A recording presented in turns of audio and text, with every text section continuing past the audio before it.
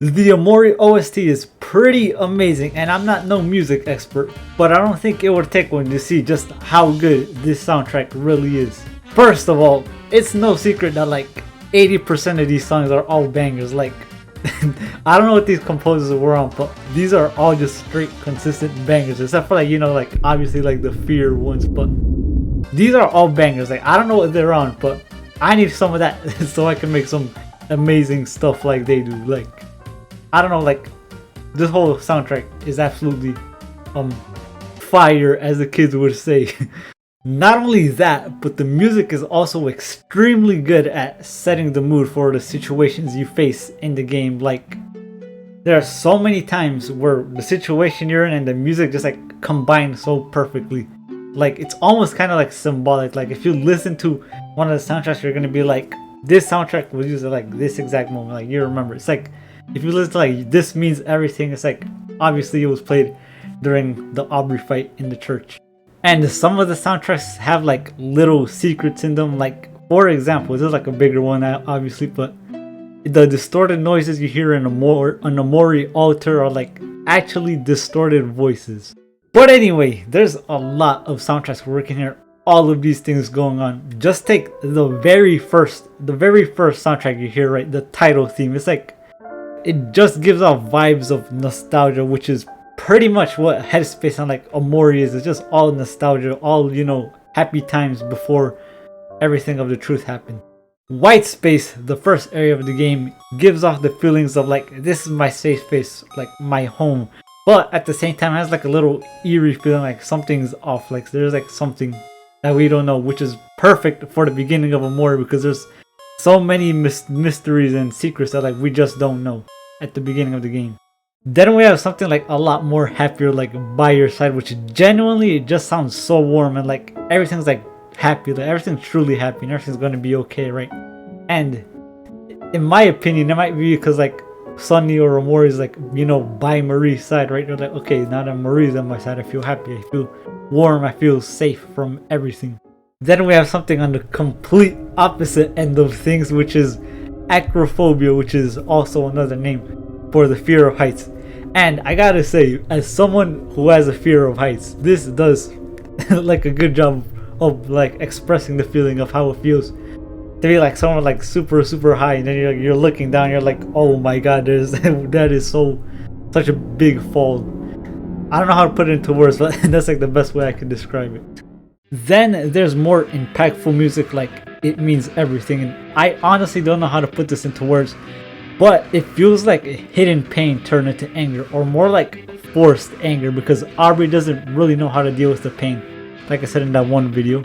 But anyway, and it makes even more sense since the battle at the church was kind of forced and no one really actually wanted to fight.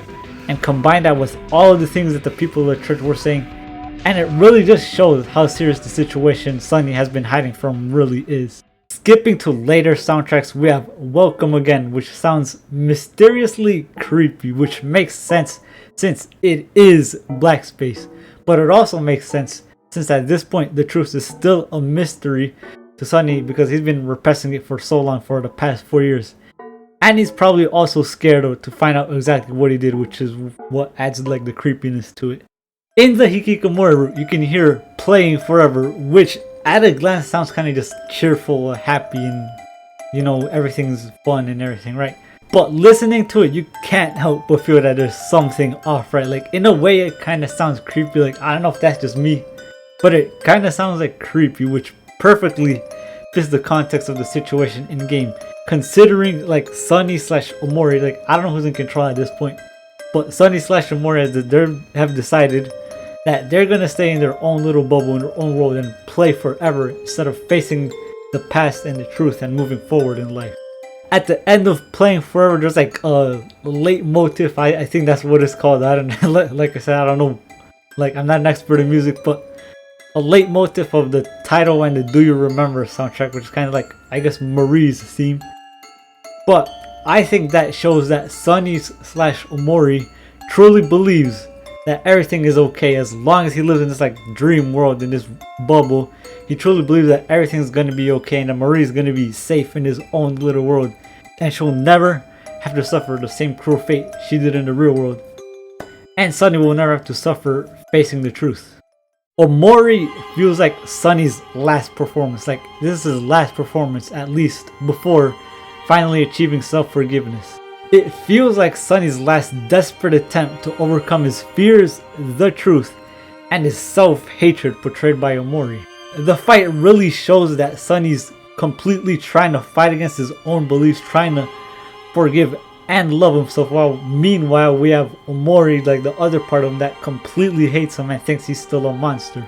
And throughout the fight we have like this little distortedness kind of rising in the background, like so slowly fading in, and I think this just shows that like Omori and his self-hatred, that, you know, Sunny's self-hatred is blocking Sunny from, you know, overcoming this truth, his fear, and moving on in life.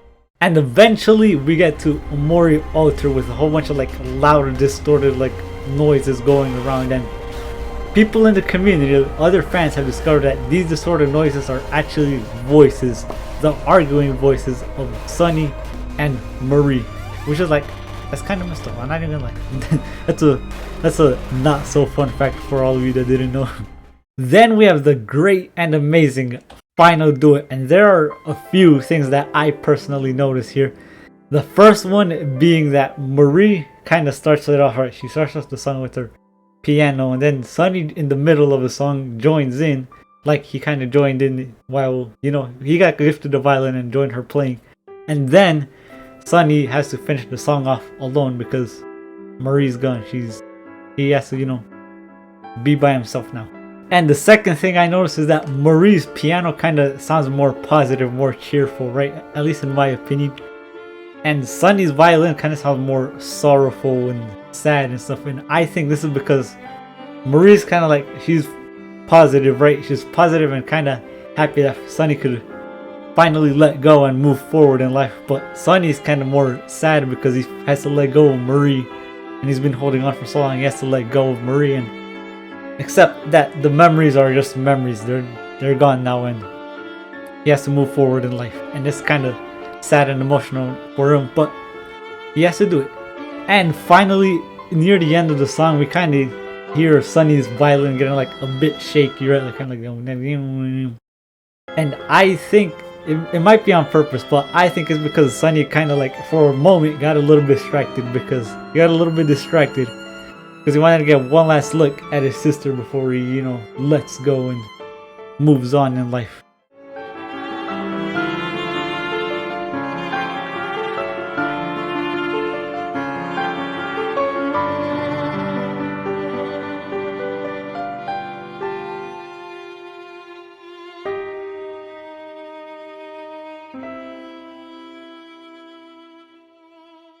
After crying for a while, we get to hear Clean Slate, which to me sounds like, you know, like the calm after the storm, like peace at last after so much like pain and suffering.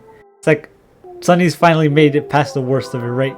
Like things were bad, but now he can move on in life. And I don't know why, like Clean Slate was just so perfect. It sounded so perfect after everything. It sounds so peaceful and calm.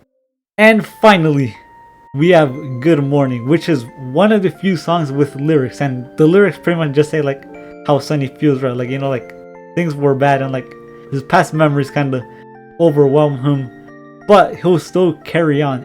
And the title of this song contrasts the soundtrack Bad Morning, perhaps showing that Sunny is no longer haunted, or at least weighed down by his past, and he can now wake up to a happier and more hopeful future. And if you listen to it, Bad Morning and Good Morning are actually like leitmotifs, like they sound similar to each other. Bad Morning obviously signifying a more like desperate and hopeless future. Meanwhile, Good Morning shows a more hopeful and optimistic future after Sunny finally forgive himself. Okay, so listen to Bad Morning, right?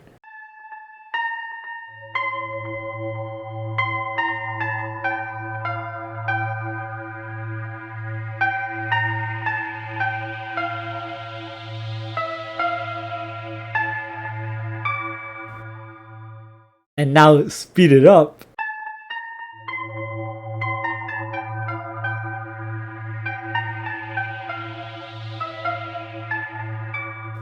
And then play Good Morning.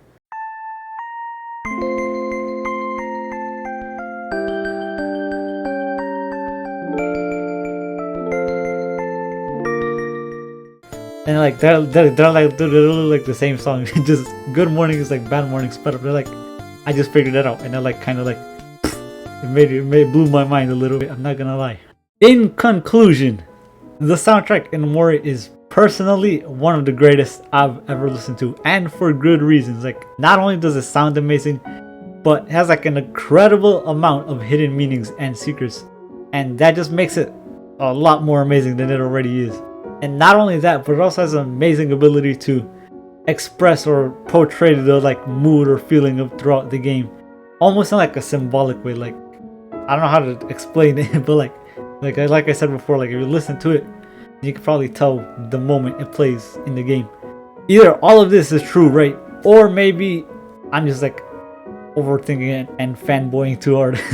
But anyway, this is just like my analysis of, I guess, analysis if you can call it that, of a few of the soundtracks in Omori. Like, there's obviously a lot more soundtracks. There's like 170 something, I think. And if I did every single soundtrack, this video would probably be hours long. So I just wanted to do a few just to show like, hey, the soundtrack is pretty good. Although I'm pretty sure you're aware of that by now. But anyway, Omori soundtrack good. Goodbye.